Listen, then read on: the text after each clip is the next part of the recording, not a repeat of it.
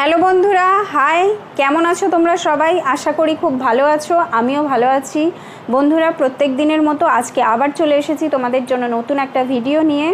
আজকে যে ভিডিওটা তোমাদেরকে দেব বা যে কনসেপ্টটা পড়াবো সেটা ইউজির যারা স্টুডেন্ট আছো, পিজির যারা স্টুডেন্ট আছো, বা যারা ইউজিসি নেটের জন্য তৈরি হচ্ছ, বা যারা ইউপিএসসির জন্য রেডি হচ্ছ, প্রত্যেকের জন্যই এই কনসেপ্টটা খুবই ইম্পর্টেন্ট।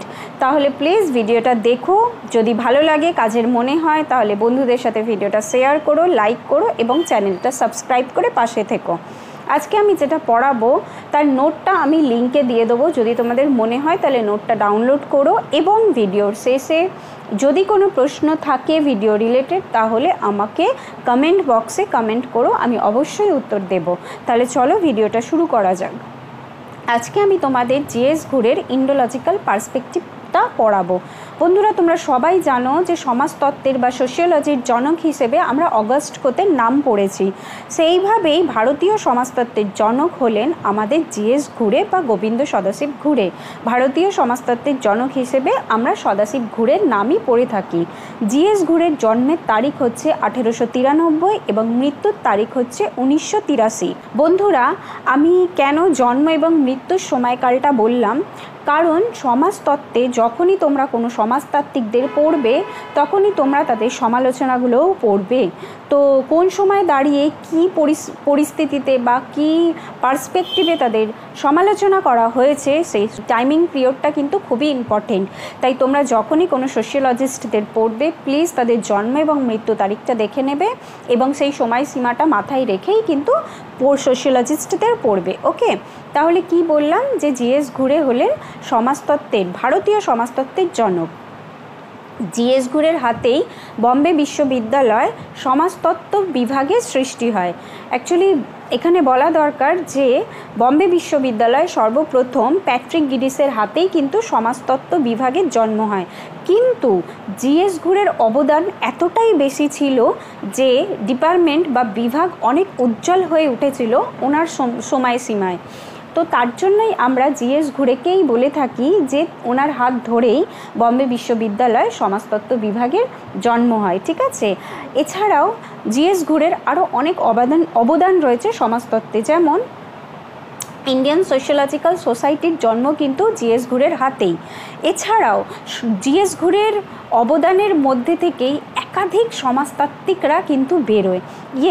একাধিক স্টুডেন্ট যাদেরকে তোমরা ভারতীয় সমাজতাত্ত্বিক হিসেবে পড়বে, তারা কিন্তু প্রত্যেকেই বেশিরভাগ জিএস ঘুরের স্টুডেন্ট থেকেছেন।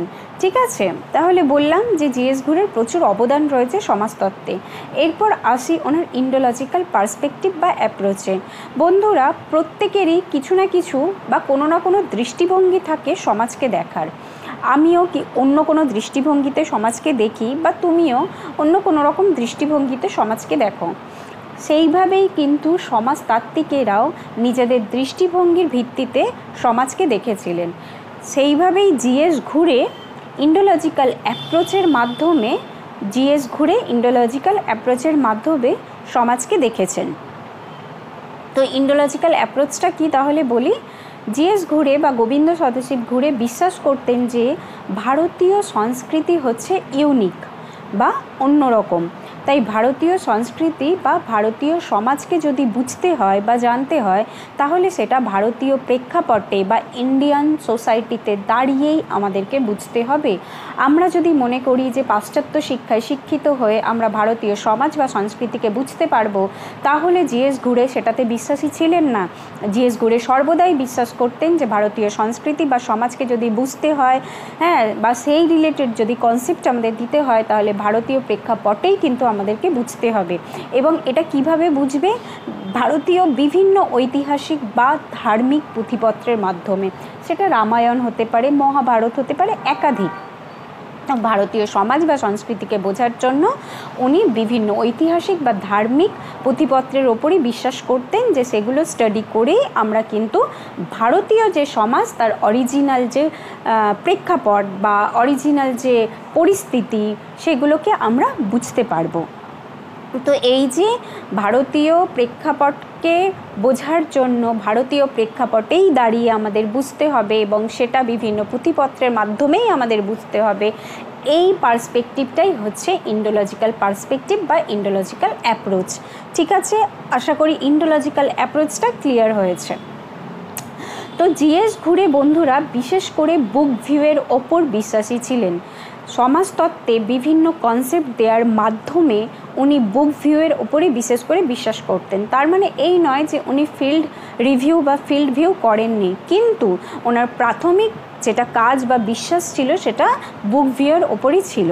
ওকে, তো আজকের জন্য জিএস ঘুরে এতটাই বন্ধুরা। এরপরে অবশ্যই আরও কনসেপ্ট পড়াবো। যদি আজকের এই কনসেপ্টটা তোমরা বুঝতে পেরেছো তাহলে প্লিজ চ্যানেলটা সাবস্ক্রাইব করো এবং আমার পাশে থেকো।